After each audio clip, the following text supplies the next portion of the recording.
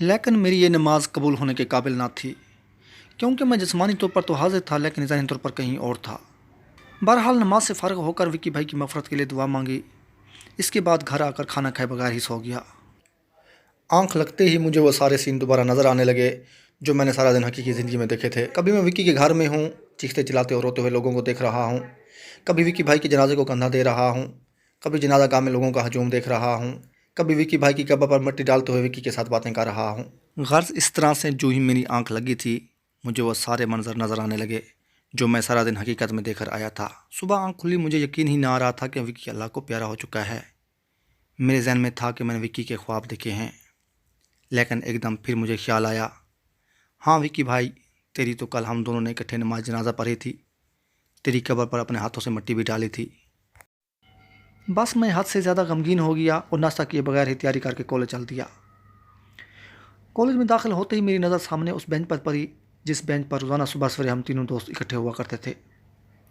हाँ, कॉलेज जाते हुए वैसे तो मैं बेहद गमगीन था, मुझे दुनिया भी अजीब अजीब नज़र आ रही थी, लेकिन ये ख्याल मुझे फिर से भूल गया कि विक्की भाई अल्लाह को प्यारा हो चुका है। अब कॉलेज में दाखिल होते ही मेरी नज़र जो ही सामने उस बेंच पर पड़ी, मेरे दिल को झटका सा लगा, मेरे जिस्म का एक एक बाल खड़ा हो गया। मेरी खफीफ आवाज़ निकली, हाँ विक्की भैया, तू तो कब्र में जा पहुँचा, अब तेरी इस बेंच पर कभी इंतज़ार नहीं की जाएगी। बस मैं हद से ज़्यादा गमगीन हो गया। उस बेंच को देखकर मेरी आंखें आंसू से भर गईं। मुझे एक शेर याद आया जो हस्बे मौका था, हाय मौत तुझसे कैसी नादानी हुई, हाय मौत तुझसे कैसी नादानी हुई, फूल भी वो तोड़ा जिससे पूरे चमन की वीरानी हुई। अरशद भी उस बेंच पर ना बैठा था। रीडिंग रूम में जाकर देखा, वहाँ भी नज़र ना आया। इतने में पहले पीरियड की बेल बजी। दूसरी मंजिल पर कमरा नंबर 36 में हमारा इंग्लिश का पीरियड हुआ करता था। पीरियड पढ़ने के लिए मैं ऊपर चल दिया। इंग्लिश का पीरियड पढ़ा, लेकिन मुझे पीरियड पढ़ने का फ़ायदा बिल्कुल ना हुआ, क्योंकि मैं जिस्मानी तौर पर तो हाजिर था लेकिन ज़हनी तौर पर कहीं और था। मैं ख्यालों में इस कदर खोया हुआ था कि इस पीरियड में मैं हाज़िरी भी ना दे सका। बस इसके बाद बकिया दूसरे पीरियड्स मैंने अटेंड ही ना किए, क्योंकि मुझे पता था कि मैं पीरियड अटेंड कर भी लूँ तो मुझे फ़ायदा बिल्कुल ना होगा।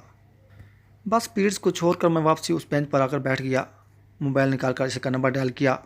मेरी रोती हुई गमगीन गमीन फटी फटी आवाज़ निकली, अरशद भाई, विक्की भाई तो कॉलेज को छोड़ गया, कॉलेज की दुनिया को भी छोड़ गया, पक्का सच्चा परदेसी बन गया, हमेशा हमेशा के लिए चमकती दमकती दुनिया को छोड़कर कब्र में जा सोया। अब आप क्यों नहीं आते कॉलेज? आप तो आया करें, आप भी छोड़ गए हैं कॉलेज क्या? इसकी गमगीन और फटी फटी आवाज़ आई, फरहान भाई, मैं इस वक्त विक्की भाई के कब्रिस्तान बैठा हूँ, सूरह यासीन और दीगर वज़ाइफ ले आया हूँ, पढ़कर दम कर रहा हूँ विक्की भाई की कब्र पर।